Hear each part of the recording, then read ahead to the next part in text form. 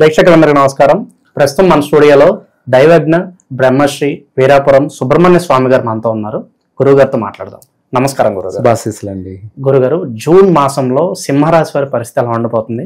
ఆర్థికంగా, ఆరోగ్యంగా అన్ని విధాలుగా ఈ మాసం వీళ్ళకి ఎలా ఉండబోతుంది గురుగారు? సింహరాశి వాళ్ళకి ఈ జూన్ నెల మంచి యోగ కాలం అనే చెప్పాలి. గత మాసము కానీ ఈ మాసంలో కూడాను ఈ జూన్ నెల అంతా కూడా వీళ్ళకు విశేషమైనటువంటి కాలమే. సింహరాశి వాళ్ళకి చాలా చాలా రోజులుగా, చాలా సంవత్సరాలుగా పాపం ఒకటి పోతే ఒకటి అన్నట్టుగా ఉండేవి.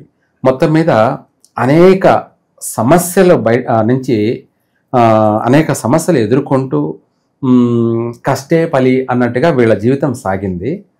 కానీ ఈ 2 మాసాల్లో కొంత వీళ్లకు ప్రశాంతమైనటువంటి జీవితం. ఈ సింహరాశి వాళ్ళకి ఈ జూన్ నెలలో కూడా గృహయోగము కలిసి వచ్చే అంశమే. అంటే గృహాలు కొనే అవకాశము ఉంది. తదుపరి వివాహ యోగ కాలం అని కూడా చెప్పాలి. పెళ్లి చూపులు ప్రయత్నాలు చేసుకోవచ్చు, కలిసి వస్తాయి. వీళ్ళకు ప్రయాణాలు కూడా దూర ప్రయాణాలు చేయవచ్చు, కలిసి వస్తాయి.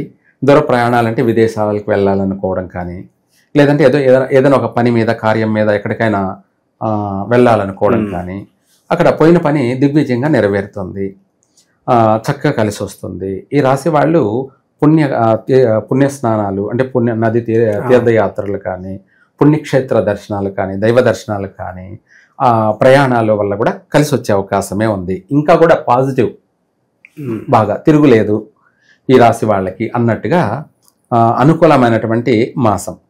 అంటే జీవితం పైన ఆశ కలుగుతుంది. మళ్ళీ నా పరిస్థితి బాగుంటుంది, మంచి రోజులు రాబోతుంది నమ్మకం వీళ్ళకి కలుగుతుంది అంటారా? కలుగుతుంది, 100% కలుగుతుంది. ఎందుకంటే గత మాసము బాగానే ఉంది.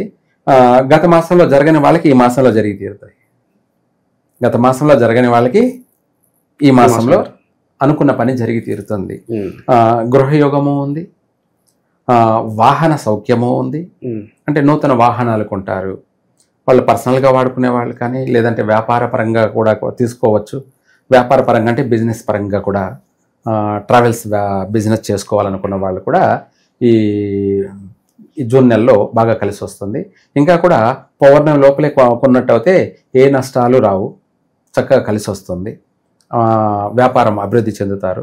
దానివల్ల కుటుంబం అంతా కూడా సుఖంగా, సంతోషంగా జీవిస్తుంది, ఆనందంగా గడుపుతుంది. అలాగే ఈ జూన్ మాసంలో ఈ సింహరాశి వారికి నూతన వ్యాపారాలు, ఎటువంటి వ్యాపారం కూడా ప్రారంభం చేసుకోవచ్చు. అంటే మల్టీపర్పస్ కింద ఏదైనా సరే చేయవచ్చు. అంటే వాళ్ళకు అవగాహన ఉన్నటువంటి వ్యాపారం అనే కాకుండా ఐరన్ బిజినెస్ లాంటివి, ట్రావెల్స్ బిజినెస్ లాంటివి, ఇటువంటివి ఏవైనా కూడా చేసుకోవచ్చు. చక్కగా కలిసి వస్తుంది. వీటితో పాటు ఈ రాశి వాళ్ళు విదేశీయాన యోగం గురించి ప్రయత్నం చేయాలనుకోవడం, విదేశాల్లో ఏదైనా వ్యాపారాలు చేయాలనుకోవడం, ఇటువంటివన్నీ కూడా వీళ్ళకు కలిసి వస్తుంది. ఇందులో ఫార్మసీ ఇటువంటివి కూడా వీళ్ళకు బాగా కలిసి వస్తుంది. అనేక లావాదేవీలు జరగడం, లేదంటే ఫైనాన్స్ వ్యాపారం చేస్తూ ఉంటారు కదా, వడ్డీ వ్యాపారం చేసేటువంటి వాళ్ళు ఎప్పటి నుంచో నిలిచిపోయినటివి రాని బాకీలు కూడా వసూలు అవుతాయి తప్పకుండా. లేదు, వీళ్ళు ఏదైనా కొత్తగా పెట్టుబడులు పెట్టి ఏదైనా చేయాలనుకున్నా కూడా చేయగలుగుతారు, చేస్తారు కూడాను. బిజినెస్లో కూడా డెవలప్మెంట్ జరుగుతుంది. అంటే చిరు వ్యాపారం అయినా సరే, పెద్ద వ్యాపారస్తులైనా సరే ఈ నెల అంటే పోయిన నెల, గత నెలే కాకుండా ఈ నెలలో కూడా వీళ్ళకు విశేషమైనటువంటి లాభార్జన కలుగుతుంది. వ్యాపార మూలకంగా లాభార్జన. లేదు, కొత్తగా వ్యాపారాలు చేసినా కూడా ఈ మాసంలో చేసుకోవచ్చు. జీవితకాలం అభివృద్ధి ఉంటుంది, ఎటువంటి నష్టము ఉండదు. ఎందుకంటే కలిసి వచ్చే మాసంలో చేసినట్టు అయితే వ్యాపారము ఒడిదుడుకులు అన్నిటినీ కూడా అది కవర్ చేసుకుంటూ మనల్ని అభివృద్ధి మార్గంలోనే నడిపిస్తుంది. మనం ప్రారంభించే టైం అనేది ఇంపార్టెంట్. బిడ్డొచ్చిన వేళ గొడ్డొచ్చిన వేళ అన్నట్టుగా మనం వ్యాపారాన్ని ఏ రోజు ప్రారంభం చేశాము, ఏ మాసము ప్రారంభం చేశాము, ఇందులో మనిషి ప్రతి ఒక్క జాతకులకి, రాశి వాళ్ళకి ఏ మాసం బాగుంటుంది, ఏ మాసం బాగుండదు, ఇవన్నీ కూడా తర్వాత అన్ని ఒక్కొక్క రాశికి క్లియర్గా తెలియజేద్దాము. ఏ వారం బాగుంటుంది, ఏ వారం బాగుండదు, ఓకే, అవి కూడా మనం తెలియచేద్దాం. వాటితో పాటు వీళ్ళకు ఏ లగ్నం సరిపోతుంది అంటే ఒకటే సరిపోదు, 12 లగ్నాలు ఉంటే 12 లగ్నాలలో ఒక లగ్నమే సరిపోదు, మిగతా 11 లగ్నాలు సరిపోతాయి అన్నమాట. అంటే గుడ్ టైమ్స్ అనేది కూడా మనం ప్రతిదీ క్లారిటీ ఇద్దాం. వీటితో పాటు వీళ్ళకు వారము, లగ్నము, మాసమే కాకుండా కలిసి వచ్చే రాశి ఏమిటి, కలిసి రాని రాశులు ఏమిటి, అలాగే వీటితో పాటు తిథులు కూడా, ఏ తిథిలో మనకు లక్కీ తిథి, మనం ఇంగ్లీష్ సంఖ్యాశాస్త్ర ప్రకారంగా సంఖ్య చూసుకుంటాం కదా, దానికంటే మించి ముందు తిథి.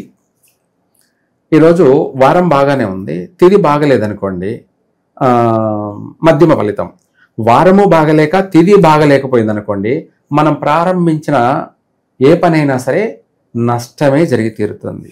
ఇంపార్టెంట్గా మనము ఇవి తెలియచేయాలి ఎవరికి, భక్తులకి. వాళ్ళకు కలిసి వచ్చే మాసాలు ఘాతు వారం అంటారు, ఘాతు తిథి, ఘాతు నక్షత్రము, ఘాతు రాశి, ఘాతు మాసము, ఇవన్నీ కూడా వీటితో పాటు లగ్నము, అవన్నీ కూడా ప్రతిదీ క్లియర్గా తెలియచేసుకుంటూ వద్దాము.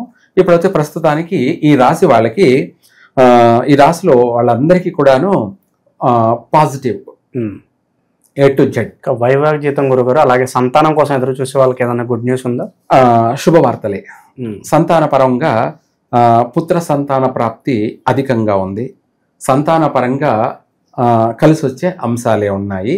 ఇంకా కూడా చెప్పాలంటే అందరికీ కాదు కానీ వాళ్ళ పుట్టిన సమయాన్ని బట్టి ఒకవేళ వీళ్ళకి ఈ రాశి వాళ్ళకి అమ్మాయి పుట్టిందనుకోండి, బాగా కలిసి వస్తుంది.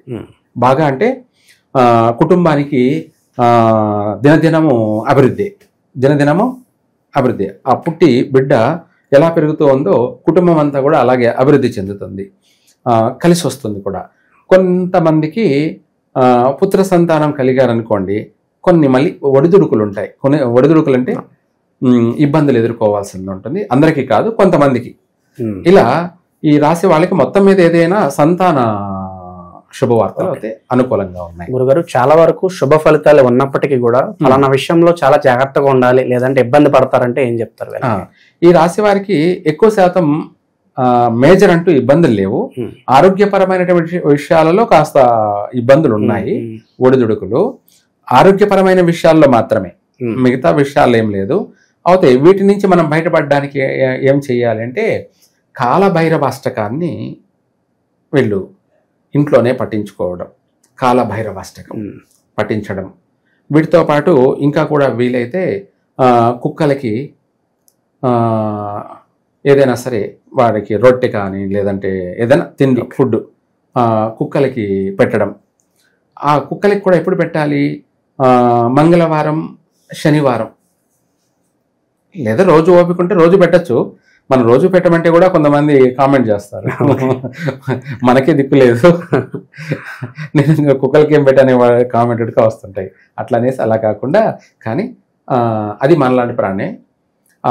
కాలభైరవ అష్టకాన్ని పఠించి ఆ కుక్కలకి మనము మన చేతనైనంత వరకు మన శక్తి కొద్దీ మనం ఏదైనా సరే వాటికి ఫుడ్ పెట్టినట్టు అయితే ఏమవుతుందంటే, మనము ఒక మనిషిని పిలిచి ఇంటికి భోజనం పెడితే తన ఆత్మశాంతి కలుగుతుంది, తను మనల్ని ఆశీర్వదిస్తాడు, తిని ప్రశాంతంగా ఆత్మ సంతృప్తి చెందుతుంది. కాబట్టి వాడు ఏమని ఆశీర్వదిస్తాడు, మనసులో అయినా ఆశీర్వదిస్తాడు, లేదా డైరెక్ట్గా అయినా కానీ బాగుండాలి అని కోరుకుంటాడు. అట్లాగే అదే డైరెక్ట్గా కుక్క పెట్టడం వల్ల మనం చేసిన కాలభైరవ అష్టక ఆ యొక్క అష్టోత్తర పూజా ఫలం వల్ల ఆ సాక్షాత్తు ఆ కాలభైరవునికే మనము నైవేద్యం పెట్టినట్టు.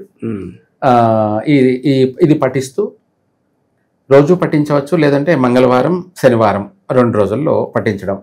ఇలా చేసి కుక్కకి మనం ఏదైనా పెట్టినట్టు అయితే మనకు సర్వ సకల కార్యసిద్ధిరస్తు, ఎంతటి కార్యమైనా సరే నెరవేరుతుంది, ఎంతటి పెద్ద అనారోగ్య సమస్య అయినా సరే దాని నుంచి మనం బయటపడతాము, ఉపశమనం అన్నా కలుగుతుంది, లేదా పూర్తిగా మనం దాని నుంచి కోలుకోగలము, బయటపడతారు.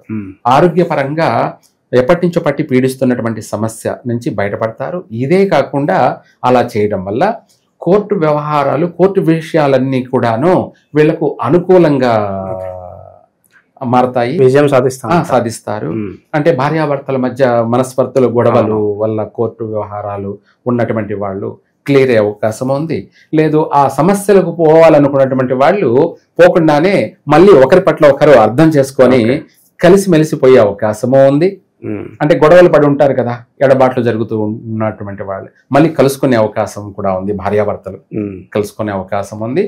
చాలా వరకు చెప్పాలంటే ఈ మాసంలో ప్రతిదీ కూడా కలిసి వచ్చే అవకాశమే ఎక్కువగా ఉంది. ఓకే, జూన్ మాసంలో ఓవరాల్ గా సింహరాశి వాళ్ళందరికీ కూడా ఎలా ఉంటుంది, ఎలాంటి జాగ్రత్తలు తీసుకోవాలి, చాలా బాగా వివరించారు గురుగారు. ధన్యవాదాలు గురుగారు. సర్వే జన సుఖినో భవంతు.